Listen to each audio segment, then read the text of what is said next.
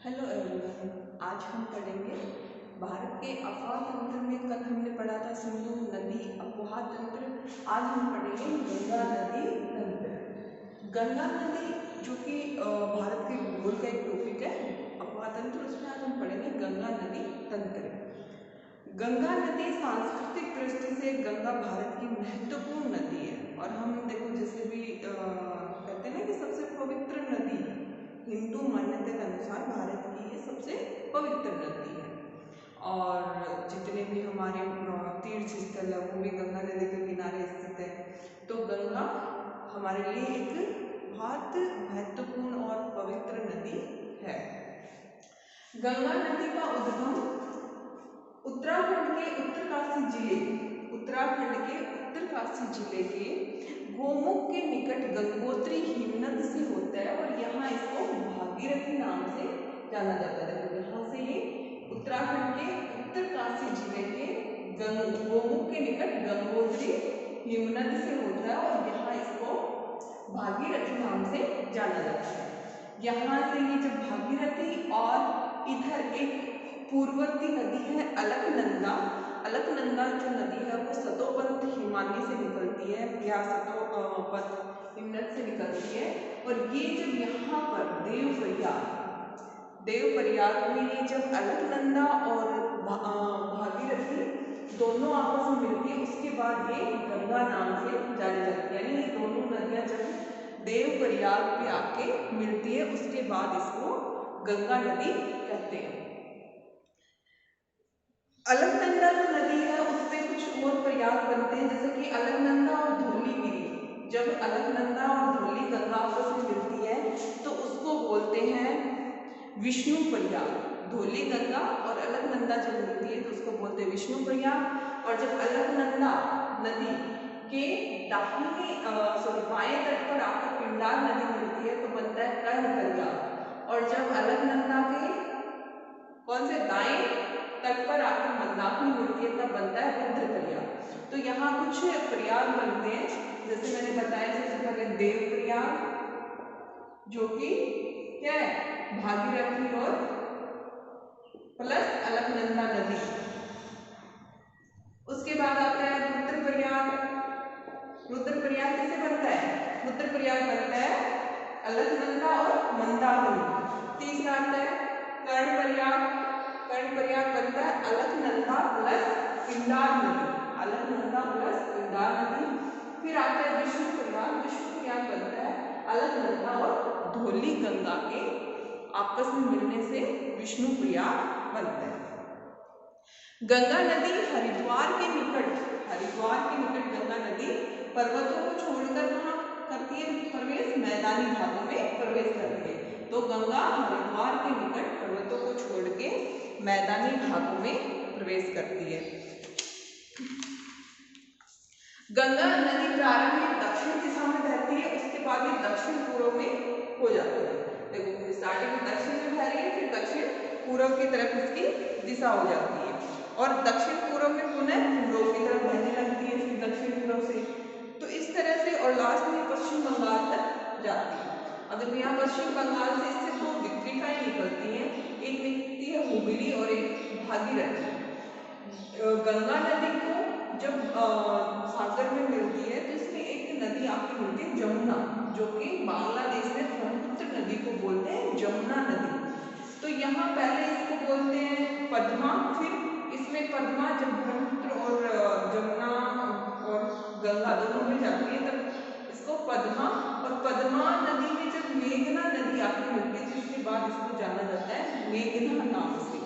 तो इस तरह से गंगा से दो विक्रिकाएं निकलती है, हुगली और भागीरथी, और पहले गंगा को पद्मा फिर मेघना नाम से जाना जाता है। अब देखो विक्रिकाएं क्या होती है? जब मुख्य नदी से निकलने वाली छोटी नदी जो वापस उसमें नहीं मिलती उसको विक्रिकाएं कहते हैं। और सहायक नदी उसे कहते हैं जो कि मुख्य नदी में आके मिलती है और उसका जो तल है, उसका आधार तल है वो मुख्य नदी से ऊंचा रहता है। तो ये थी गंगा नदी। अब इसकी कुछ सहायक नदियां हैं तो उनका हम अध्ययन करते हैं। तो सबसे पहले आती है यमुना, जो कि गंगा की सबसे बड़ी सहायक नदी है। यमुना निकलती है यमुनोत्री हिमनद से। कहाँ से निकलती है? यमुनोत्री हिमनद से। पहले तो इसके पश्चिम में फैलती रहती है, फिर यहाँ इलाहाबाद के निकट इसमें गंगा में मिल जाती है। जो यमुना है उसकी तो सहायक नदियां, पहली है सबसे बड़ी जो सहायक नदी है पर्वतीय है टॉन्स, फिर है चंबल, सिंध, बेतवा और केन। चंबल नदी है मध्य प्रदेश के महू के निकट जानापाव की पहाड़ियों से निकलती है और ये राजस्थान में प्रवेश करते हुए और यहाँ इटावा के नजदीक यमुना में मिल जाती है। चंबल की भी सहायक नदी है, काली सिंध है, पार्वती है, बनास नदी है। तो यमुना नदी जो कि गंगा की सहायक नदी है, सबसे बड़ी सहायक नदी है। इसके बाद हम पढ़ते हैं कि सोन नदी, ये भी गंगा के दाहिने तट पर मिलती है और ये निकलती है अमरकंटक की पहाड़ियों से। और सोन नदी की एक और विशेषता है कि इसमें सोने की जो कण वो मिलती है, इसमें इसको स्वर्ण नदी के नाम से भी जाना जाता है। इसकी दो सहायक नदियां हैं रिहंद और उत्तरी कोयल, रिहंद और उत्तरी कोयल। तो ये थी हमारी सोन नदी जो कि यमुना नदी गंगा नदी के दाहिने तट पे मिलती है।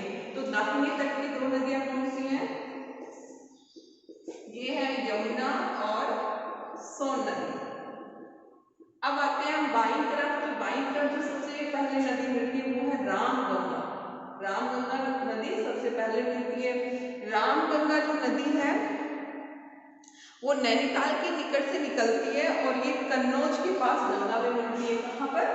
नैनीताल के पास से तो निकलती है और कन्नौज के पास गंगा में मिल जाती है। फिर आती है गोमती नदी। गोमती नदी पीलीभीत जो जिले है उससे निकलती है और गाजियाबाद के निकट गंगा में मिल जाती है। और जो लखनऊ और जौनपुर जो शहर है, लखनऊ और जो जौनपुर है वो गोमती नदी के तट पर है। ये क्वेश्चन बहुत बार क्वेश्चन में पूछा जाता है कि लखनऊ या जौनपुर जो शहर है वो किस नदी के तट पे बसे हुए हैं, या गोमती नदी के तट पर कौन से शहर बसे हुए हैं। फिर आती है घाघरा नदी। घाघरा नदी तिब्बत के पठार के पास एक मापचाचुंग हिमनद है, वहां से निकलती है। नेपाल में इसे कर्णाली भी बोलते हैं और छपरा के निकट ये गंगा नदी में मिलती है। शारदा, राप्ती ये इसकी सहायक नदी है। किसकी? घाघरा की सहायक नदी है शारदा और राप्ती। उसके बाद आता है शारदा नदी जो कि मिलान हिमनद से निकलती है और ये भारत और नेपाल की सीमा पर इसको काली गंगा कहते हैं। इसको शारदा नदी को भारत और नेपाल की सीमा पर काली गंगा नदी के नाम से जानते हैं। और ये उत्तर प्रदेश जिले में बाराबंकी के पास घाघरा में मिल जाती है। फिर आती है गंडक नदी। गंडक नदी नेपाल हिमालय से निकलती है और ये पटना के पूर्व में सोनपुर के पास कहाँ मिल जाती है? गंगा में मिल जाती है। सोनपुर के पास गंगा में मिल जाती है। फिर आती है कोसी नदी। कोसी नदी 7 जो धाराएं हैं उनसे मिलके बनी है और ये पूर्ववर्ती नदी है और इसकी जो 7 धाराएं उसमें सबसे बड़ी है अरुण नदी जो कि हिमालय पर्वत के उत्तर में तिब्बत में गोसाईनाथ जो चोटी है वहां से निकलती है। देखो कोसी नदी की एक विशेषता है कि अपना मार्ग बदलती रहती है, यानी कि मार्ग बदलने की प्रवृत्ति के कारण इस नदी में अक्सर भयंकर बाढ़ें आ जाती है, क्योंकि अपना मार्ग छोड़ के कभी दूसरा मार्ग अपना लेती है, पुराने वाला मार्ग को अपना लेती है, कभी दूसरा नया अपना लेती है। तो इस कारण इसमें भयंकर बाढ़ें आती रहती है और इसी कारण कोसी नदी को बिहार का शोक भी कहते हैं। फिर महानंदा। महानंदा गंगा के बाएं तट पे मिलने वाली अंतिम सहायक नदी है। सबसे पहली कौन सी है? रामगंगा और अंतिम कौन सी है? महानंदा।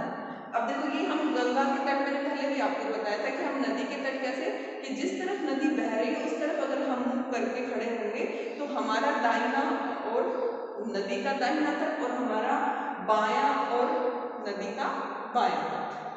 तो रामगंगा जो है वो गंगा की सबसे पहली बाएं तट की नदी है और महानंदा सबसे अंतिम नदी है।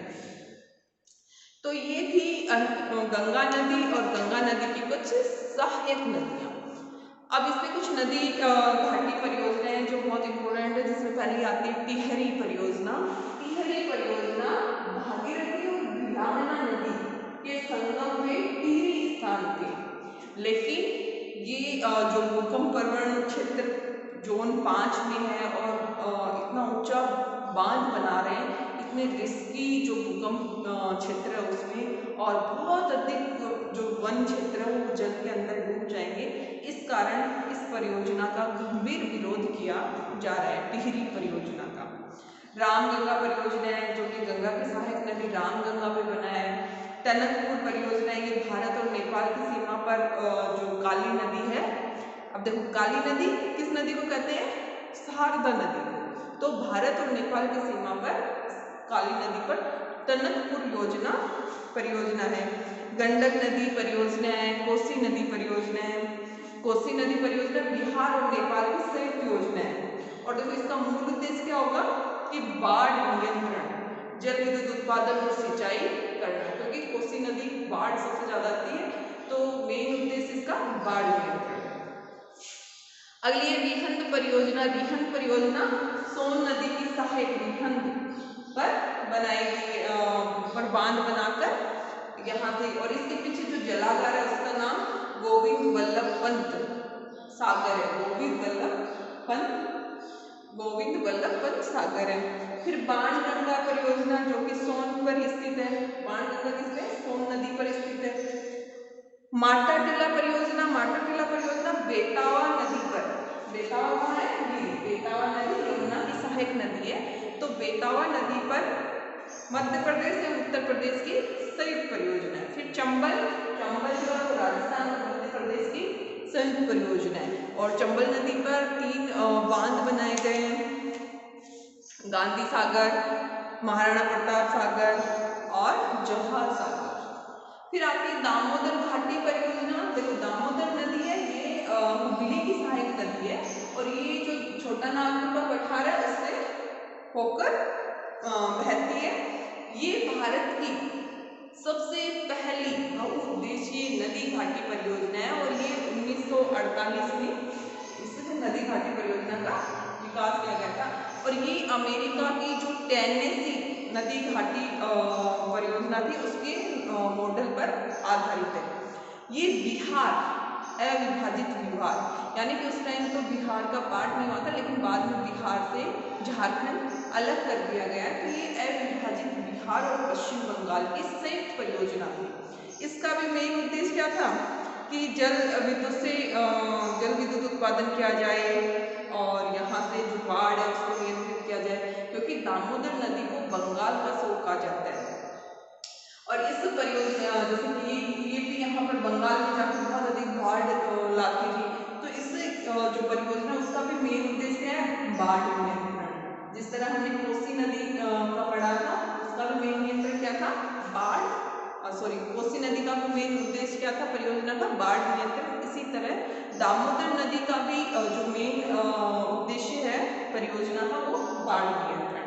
फिर एक और आती है मयूराक्षी परियोजना जो कि मयूराक्षी नदी पर है, और ये भी बिहार अविभाजित बिहार और पश्चिम बंगाल की, लेकिन वर्तमान में झारखंड, ये भी झारखंड और पश्चिम बंगाल की। मयूराक्षी परियोजना भी झारखंड और पश्चिम बंगाल की है वर्तमान में, और इस पर कनाडा बांध बनाया गया। किसमें? मयूराक्षी नदी पर कनाडा बांध बनाया गया। तो ये था हमारा गंगा नदी का अववाह तंत्र। गंगा नदी 2 नदियों की जो संयुक्त धारा है, उसके बाद इसका नाम गंगा पड़ता है। देवप्रयाग में भागीरथी और अलकनंदा नदी जब मिलती है, जहाँ से हम कहते हैं कि गंगोत्री हिमनद से गंगा निकलती है, लेकिन गंगोत्री हिमनद से गंगा नहीं निकलती, गंगोत्री हिमनद से भागीरथी नदी निकलती है, जो कि देवप्रयाग में अलकनंदा नदी से जब मिलती है देवप्रयाग में, उसके बाद इसका नाम गंगा होता है। गंगा देखो पहले दक्षिण में प्रवाहित होती है, फिर उसके बाद दक्षिण पूर्व, फिर पूर्व दिशा में, और फिर वापस दक्षिण दिशा में। इसको पहले पद्मा फिर मेघना नाम से जाना जाता है, जब ये सुंदरबन डेल्टा बनाते हुए बंगाल की खाड़ी में गिरती है।